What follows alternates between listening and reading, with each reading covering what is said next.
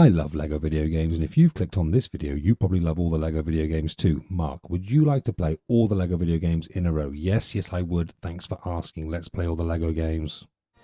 Oh, better put my headphones on, hadn't I? Haha. Notice anything different? There's music on the Star Wars, the complete saga. Yeah, we got tunes playing now. This is episode 2 of Lego Star Wars, the complete saga. And it's brought to you by the letter D. Double D, in fact, if you will. Triple D, if you include Dusty Roads in that, for the if you will. Yeah, first one is decision. After a bit of a chit-chat with some people, I have decided that we're going to let the music play. Just make sure it is playing. I bet it's not. Okay. There we are. So we're going to let the music play. Let the music play. And copyright be damned. Actually, not really. Basically, what's the worst that can happen is I get copy struck and the video gets deleted or muted or whatever. It's not the end of the world. If that happens, I will play it by ear, pun intended, and either I'm going to keep the original files for this, so either I'll re-upload it, turning down the audio, etc., or we'll let it stand. We will see. Second D is a discovery, which I'm going to tell you all about in just a moment after this this opening crawl here, over which I'm going to talk to try and hide a bit of the music. Disney, you can't catch me. Episode 1, The Phantom Menace. Chapter 2, Invasion of Naboo. The Trade Federation has launched a full-scale attack on the peaceful world of Naboo. If you've seen the film, it's really unclear what their intentions are, I think. I'll stop going on about it. Hiding aboard the landing craft, Qui-Gon Jinn and Obi-Wan Kenobi have secretly hitched a ride with the invasion force. Now they must make contact with local forces before it is too late. And the stakes have never been more ambiguous. So yes, a discovery. Oh, look at their background stars there. Much nicer star field than in the cutscene from the opening of the first level. So discovery. I discovered, well, last night I had the thought, the way that the capture box works is you run the HDMI into it, and then you have another HDMI coming out of it, which goes to the telly, the TV. So I thought, well, why not? Do we need the line out to the TV first of all?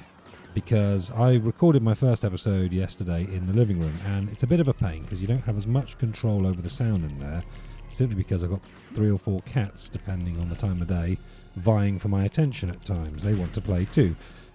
Excuse me. And it's also a bit of a production to get the recording desk and the microphone stand, etc. in there. Pause that thought. Here's a thing we can only do in free play. There's a target on the tree there.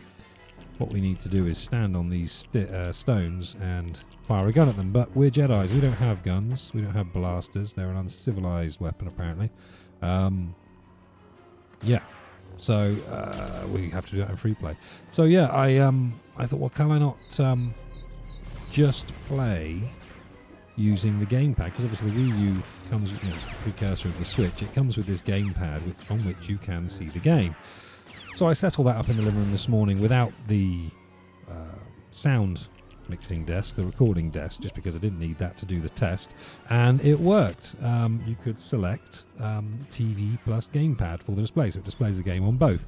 Brought everything in here in the office this morning. Thought, yeah, brilliant, this is going to be terrific. It's going to be so much easier. I'll just leave the Wii U set up in here from now on. Lovely, lovely, lovely. Turned it all on and discovered, trying to get to the Wii menu from the Wii U menu, that you need to have the TV and the sensor bar in order to tell the computer, tell the Wii U to use both the TV and the gamepad, which is a pain. I then discovered, well, obviously a lot of the time on the Wii and the Wii U, you could move the cursor over the menus just using a direction pad. I'm going to blow this thing up here, I think. There we go. You could just use oh, I blew myself up. God. Just move it with the direction pad. So knowing the orientation of the menu, tried that with the gamepad, tried it with the Wiimote, didn't work. Plug in a classic controller though, and Bob's your uncle. It worked, which is great. So I'm now sat in the office. I'm playing on the Wii U gamepad. It's only a little screen. It's not very far from my face, and with my eyesight, that's ideal. Couple of mini kits there. Did I get that one? I did. It's amazing what you can remember from a game or a level you haven't played in years. So yeah, this is much more convenient for me. It means I can just come in here, switch on, I can be away in moments rather than, I can be recording in moments rather than, right, shall we record yet? Let's unplug the mixing desk, let's unplug the microphone stand, bring all those in to the living room, set it all up, try and make sure that the kittens and the cats are all chill. That's an odd place for a cutscene.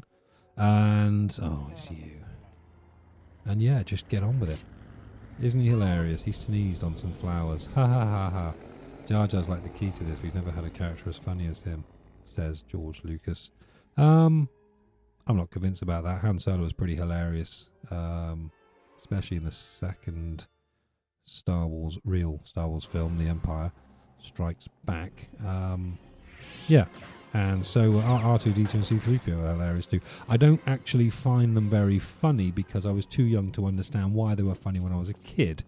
So I can understand rationally why they are funny now, but the jokes don't land with me because I didn't get them when I was a child. Where's Jar Jar? Isn't he supposed to? Oh, there he is. Come here then. Let's go and get that. I saw a mini kit canister up here. I remember reading a thing. These mini kit canisters don't actually exist in the real world in Lego. Lego's a funny thing. There are rules about what you're allowed to do. There are legal and illegal sort of connections. And I don't know that the canister exists with legal connections. I'm not sure. Someone can probably correct me on that, I expect. I don't actually care enough to go and find out, but interesting piece of trivia. Oh, look, there's a picture of Jar Jar's face. Let's walk all over it. It's more than he deserves, let's be honest. Okay, so there's some Roger dudes over here. Roger Melly, the man on the telly. You have to be a certain age to get that one. Yeah, we got them. Now what? No. Oh, hello. Sparkles. Sparkles. Got to use the force. Oh. There we are. Something will happen now. Ah, it's a little, like a drawbridge there, I suppose. Dink. Oh, didn't make that. Oh, sorry, Jar Jar. Sorry, not sorry, Jar Jar. Hopefully people enjoyed the first episode. I enjoyed making it. And I'm hoping that, having the music on here makes this a little more palatable as well. As I say, I sort of went back to it and listened to some constructive criticism. And yes, it was just, a little bit empty, a little bit flat in places. I tried to keep the speech up, tried to keep the chatter going, but with the best will in the world, it's without, just some ambient sounds and themes going on in the background. It lacked something, so. And plus, the music is great. You can't. While John Williams does, certainly in latter years, tends to fall into the sort of very similar tropes over and again. You can't deny he's a talented composer. Yep, that's like 4 out of 10. So the early levels, it feels like you get a lot more chance at mini kits. Smash! Oh god, I'm doing the jump again. Don't do the jump. Stop doing the jump. Just fight them. Oh god. Oh god, I'm just flailing here, aren't I? Hey, there we go. Oh, another one. Come on, you swine. Come on, Raj. There we go. Just going to move my microphone a second because I realise I'm upping into it. So I'm just going to move it below. So the sound quality probably changed just a little bit there, but that's all right. I'll try and fix it in the mix. Okay, here's a thing. Here's a silver thing. We can't do anything with this silver thing at the moment. We need a character that has something like a thermal detonator or similar in order to deal with that. Oh, there's a power-up behind that tree there. Oh! Where did you come from, Roger? Roger, what's your vector, Victor? Oh, if you can nail it, come comes from, then you're probably quite old. Okay. Up there you go. Oh, only a blue. I thought it was going to be a mini kit. How are we doing for studs anyway? Oh, we're nearly there. What do you reckon? About 40,000 for this one? Something around there.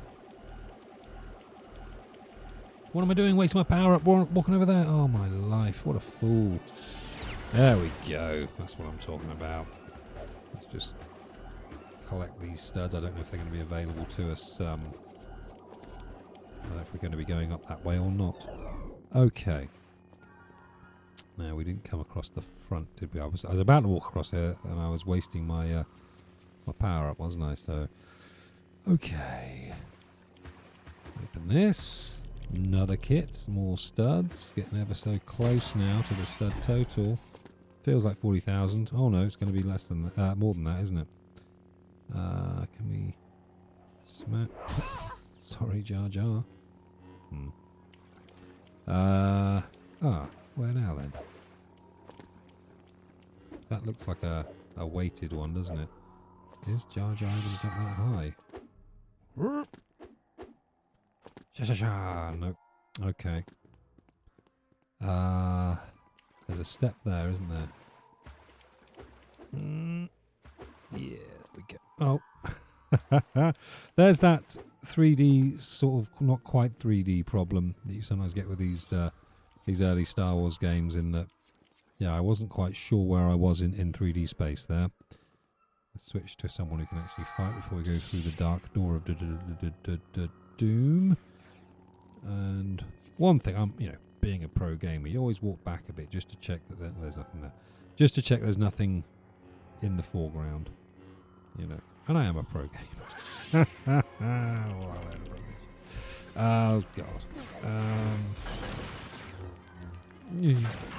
Okay. Where did you come from? Smashy, smashy. Right, let's try again. We need to build this this statue gimmick here. Nope. I love, look at the head on that. It's got real 90s curtains hair there. Certainly in the UK, that was the fashion. It's the fashion at the time. I never had that hair because I had really curly hair, so I didn't. I've never had a fringe, never had a parting, because my hair is so super duper curly. Yeah, I come from a family of sort of fairly short people, and I'm 6'1", which nowadays is probably around average height. Back when I was sort of in my 20s, that was quite tall, but nowadays, with the general improvement in nutrition and so on, that's fairly standard. Yeah, apparently I took after my great granddad, who was sort of 6'5" back in sort of the early 1900s, and had a big mop of ginger curly hair. I haven't got red hair, but yeah, it skipped a generation apparently and produced me. I don't know what I'm telling you about that. So I'm getting these flowers. Boring getting the flowers. However, we're so close to true Jedi. I think it's worth me time. Come on, there it is. Right, that'll do. And then I think we just need to wade into the water. Yes. Oh, we already could have skipped those. We just got that blue one. There we go. In the water we go. Off to Gungan City, I think. Have a sip of me milk. That's the stuff. Oh, that's Bosnaz. You think you're so smart. Something like that, isn't it? Now, there isn't a level based on, there's always a bigger fish, which seems an obvious thing to make a level from. Maybe it's in, I don't know if you remember in the first episode, maybe it's in the bonus bit on the right-hand side of the cantina, because one of the things they did, as I think I mentioned last time, is the developers changed a lot of the flying and driving levels, improved them. And I think the original versions of those are in that bonus section. That rings a bell. I may well look that up. Or maybe leave it a surprise, I don't know. Yeah, so it seems odd that they don't use that little ship there we've got a mini kit of, or we're getting towards a mini kit of.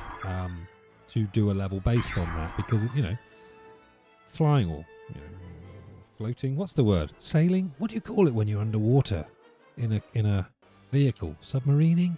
There's got to be a word for that. Yeah, but anyway, it seems obvious that they should produce a level based on that, you know, going around a load of caverns, getting chased by bigger and bigger fish. But from what I can recall, there isn't one, which seems a waste. Oh dear. Which seems a waste. Right, I've got to think about my microphone control, my mic technique here. Fun fact, I was a rapper back in the early 2000s and we played at Glastonbury back in 1998. So you think I'd know about mic control, but there we are. Right, that's the end of that level. Next time, it'll be level number 3, which will be escape from Naboo. So we invaded Naboo, and now we're escaping from Naboo. We need to make up our bleeding minds. Anyway, do the likes, do the subscribes, do the shares. Maybe even leave a comment, should you so wish. Until next time, I love you, bye.